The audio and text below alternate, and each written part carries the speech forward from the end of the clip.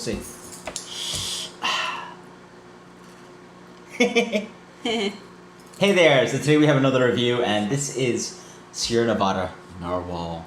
So this is their take on Imperial Stout, and this is actually, I guess, brewed at Mills River, North Carolina. This is a 10.2% Imperial Stout, and so I've had my opinions about this beer before. In a blind taste test, I actually didn't enjoy it very much, but it has been years since we've had this one. I just want to say, like, as you're pouring it out, it has such a syrupy appearance. So I'm a little bit intimidated. Well, I mean, it's just, like, even the consistency of the pour looks very thick. This has to be way darker than what it used to be. The head is very... beautiful, actually. Yeah, it's a dark tan to... it's like a latte. Yeah, it's very dark. It's surprisingly... Mm-hmm. And never had this beer that dark before even sticking my nose in it, I can tell you right now that I smell like cocoa nib and coffee, like dark coffee. Don't let your kind of like appearance of the beer kind of shade your... No. Before I can smell it. Oh, you can smell it, yeah. Oh, I smell it, yeah. It's intense. Yeah, a little bit boozy on the nose even. Boozy, intense, roasty. Slightly hoppy. Slightly hoppy, yeah. It still does something have in the microwave, by the way, if you guys are confused. Sorry, yeah, I'm heating up food. It's midnight, and I need to eat before I go to bed. So we're night cabin, yeah. Yeah. But yeah, it's roasty. It has a nice kind of like a deep chocolate note to it. Yeah, here we go. It says, even on the back, inspired by the mysterious creature that dwells in the deepest Arctic seas, Narwhal Imperial Stout is midnight black and bold with notes of baker's cocoa and dark roasted coffee. This massive Imperial Stout is incredibly complex and explores the darkest depths of malt flavor. Sure. I can definitely see that in the aroma. So the aroma is, in my opinion, straight Imperial Stout. And like, what is that? It's just like slightly hoppy, a little bit green. I think it's a bit piney. cold too. So yeah, but that's not a roast. It is Imperial Stout on your nose. It is what you expect. And cheers. Or cold. Very syrupy. It's a little bit cold.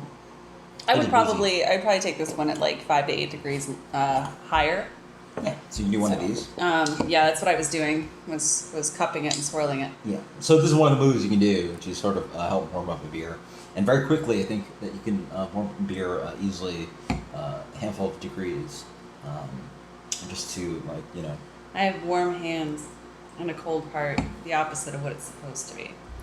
Yeah, no, this is kind of exactly what I expected. I don't know how you could have a negative opinion about this, because being an Imperial Stout with the description of baker's cocoa and dark roasted coffee on the back, it's exactly what they describe. I mean, it tastes... Then again, this review is probably like 4 or 5 years ago. It tastes pretty good. Yeah. I would like to actually see this aged maybe 6 more months, personally. Mm-hmm. I feel like that would kind of bring out some of that that more dark coffee taste that I like. Mm-hmm. But yeah, I definitely get some baker's cocoa in there, more so than the cocoa nib that I initially sensed on the nose.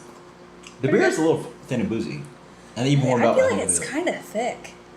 Really? Like when I accidentally spilled a little bit on my wrist, it didn't even really drip. It just kind of like sat there. Yeah.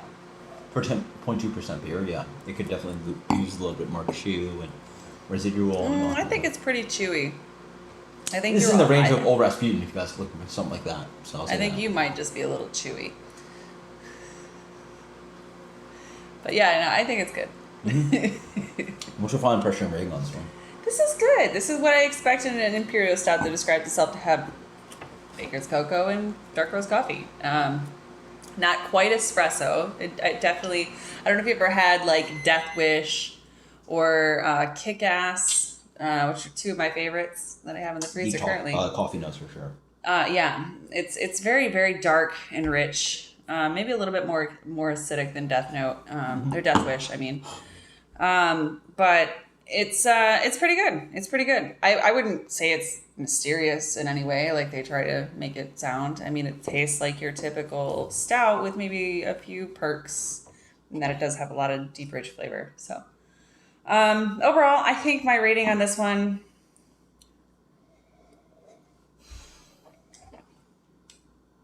Yeah, you know, I'm in the mood for a stout tonight. I think my overall rating on this one is going to be 87. Sure.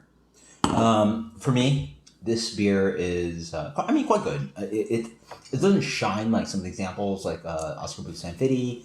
Better examples include Great Divide Yeti, which I loved recently, and obviously one of my favorites, which is Founders Imperial. This is actually one of my favorite styles of all time, non-barrel aged, straight up Imperial Stout. What this does wrong is that it has, some amount of character front, but again, the depth of like the qualities that you're talking about are there, but like a little bit hidden. The beer is generally what I find a little bit hollow. It finds a good amount of just like hollowness to it in the sense that there's alcohol. It doesn't have a nice chew to it. I think we vastly disagree on that one. It is boozy chocolate and hoppy. It's very hoppy. Yeah, it's There's hoppy. a lot of green I definitely character to it. still get the There's coffee. for sure a good amount of hoppiness to it. There's a hoppy bite to it, but without really like what I look for with the residual sweetness, the chocolate kick that helps balance that dryness. Baker's cocoa, though. It's not Yeah. chocolate. It's Baker's cocoa. It's a completely different thing. Sure, the complexity of flavor is there, but it lacks like a layer underneath, right? The flavor's impression, Yeah, I see without that, yeah. like filling out all those columns that I'm looking for. But then also has a nice hoppiness to it, and also it's quite boozy for 10.2%. Obviously, these beers can be quite boozy, but like I feel the residual sweetness of a lot of Imperial Stouts help balance these beers out. So. Like I said, 6 months of aging, I think, could do this beer good. Yeah, this is an Asian beer for sure. But then again, something like Bell's Expedition can do something like that. We which is should quite pick up hoppy. we should pick up another bottle and age it and do another review in 3 to 6 months.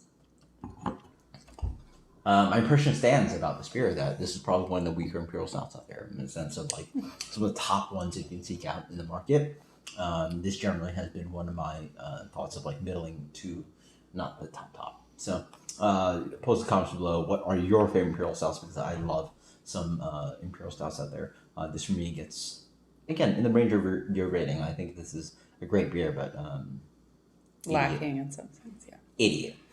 This is I talk so much negatives about an 88, but it's still a great beer. So I think your expectations for Sierra Nevada, understandably so, are a little bit higher.